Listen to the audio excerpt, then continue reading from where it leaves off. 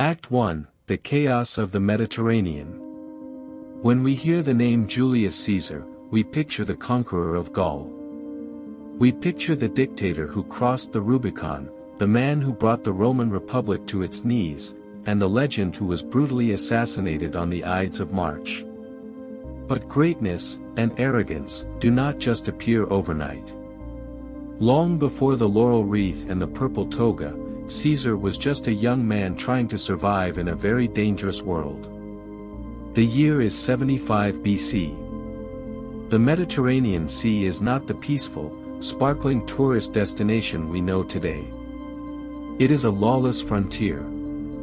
The Roman Republic was powerful on land, but its navy had been severely neglected following a series of brutal civil wars. Because of this power vacuum, a terrifying new force had risen to control the waters, the Cilician pirates. These were not your typical ragtag thieves in wooden dinghies. The pirates of Cilicia, a region on the southern coast of modern-day Turkey, operated massive, heavily armed fleets. They had fortified bases, advanced naval technology, and a network of spies.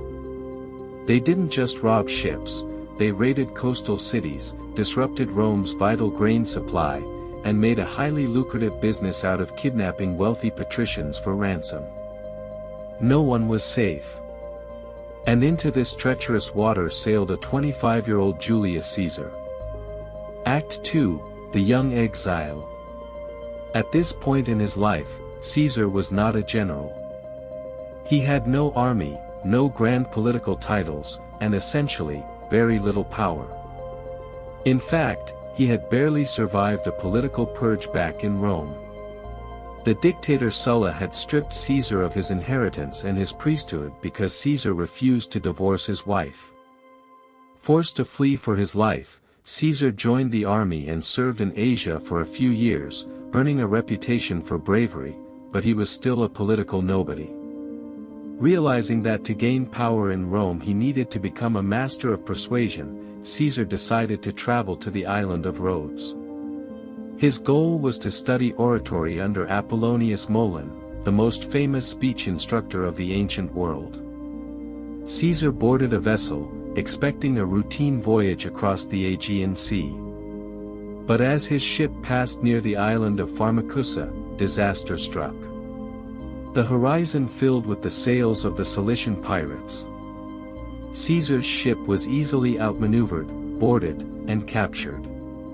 The pirates tied up the crew, evaluated the cargo, and quickly realized that the well-dressed young Roman in their custody was a valuable prize. They had captured a patrician. Act 3, The Ultimate Insult. The pirates dragged Caesar before their captain to discuss his ransom. The going rate for a high-status Roman senator or aristocrat was substantial, but the pirates looked at this 25-year-old and made a calculation.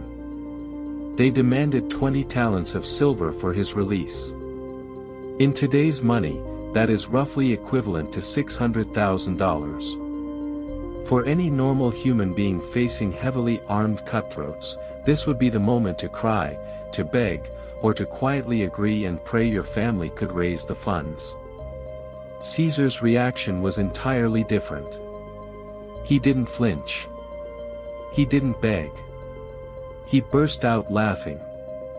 He looked at the pirate captain and essentially told him that he was an idiot. Caesar informed his captors that they clearly had no idea who they had just kidnapped. 20 talents was an insult to his dignity. He demanded that the pirates raise his ransom to 50 talents of silver. That is roughly $1.5 million today. The pirates were stunned. Hostages do not negotiate their own ransoms upward. But Caesar was dead serious. He sent his associates and servants away to various cities to gather the massive sum, leaving himself with only a physician and 2 attendants on the pirate island. Act 4, The 38-Day Dictatorship. What followed over the next 38 days is one of the most bizarre and fascinating hostage situations in human history. Caesar did not act like a prisoner. He acted like he was the captain of the pirate crew. The psychological dominance he displayed was staggering. When Caesar wanted to take a nap, he would send his servant to the pirates, ordering them to stop talking and keep the noise down. And strangely enough, the pirates obeyed. He refused to act afraid. He joined in their physical exercises on the beach, played their games, and walked among them without a shred of hesitation. But he also used this time to continue his studies.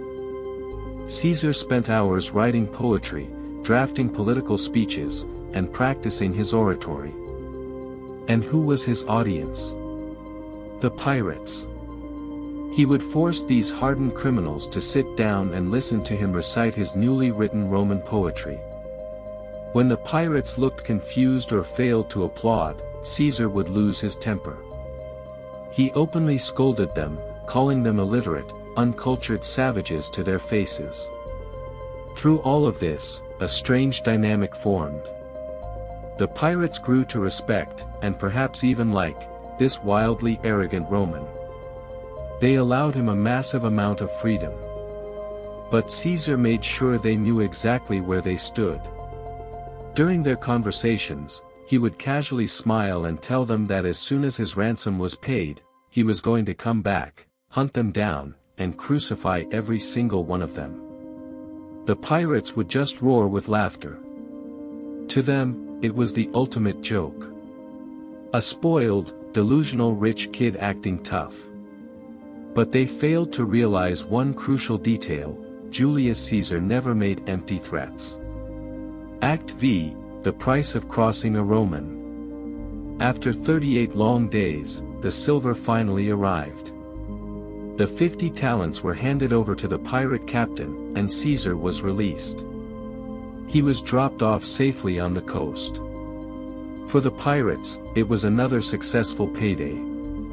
They likely popped open some wine, divided the silver, and sailed off to find their next victim. For Caesar, the clock had started. He didn't continue his journey to Rhodes to study. He didn't go home to rest. He went straight to the coastal city of Miletus. Despite holding no official military rank or authority, Caesar's sheer force of personality allowed him to convince the local authorities to give him command of a small naval fleet. He armed the ships, recruited soldiers, and sailed right back to the island of Pharmacusa. The pirates were completely caught off guard. They were still anchored at the same island, likely still celebrating their massive payday. Caesar's fleet descended upon them with ruthless efficiency. The battle was short. Caesar captured nearly all the pirates, seized their ships, and took back his 50 talents of silver, along with all the other loot the pirates had hoarded. Act 6, the anatomy of a conqueror. Caesar transported his prisoners to the city of Pergamon and placed them in a dungeon. He then traveled to meet Marcus Junius Silanus, the Roman governor of the province of Asia, to demand the execution of the pirates. But bureaucracy got in the way.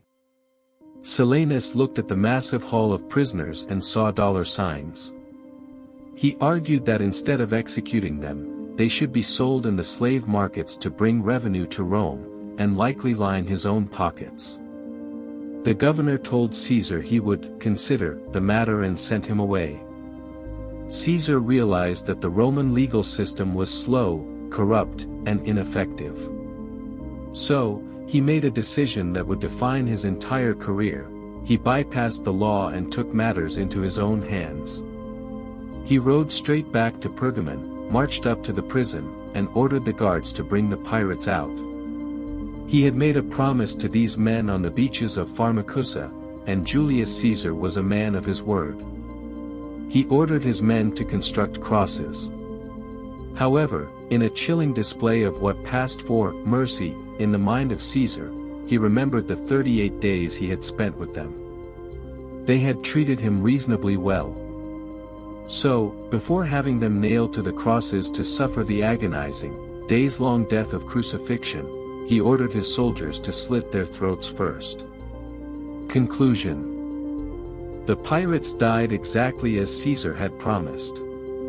He took his money, wiped out the pirate threat in that sector of the sea, and finally resumed his journey to Rhodes to study his speeches, as if it was just a minor detour in his schedule. This incident was a turning point. It was the moment the world got its first real glimpse of the man who would tear down the Roman Republic. It showed his terrifying self-belief, his complete disregard for established authority when it failed him, and his ruthless commitment to total victory. If there is one lesson to be learned from the waters of the Aegean Sea in 75 BC, it is this: when a man tells you he is going to destroy you, you should probably listen. Especially if his name is Julius Caesar.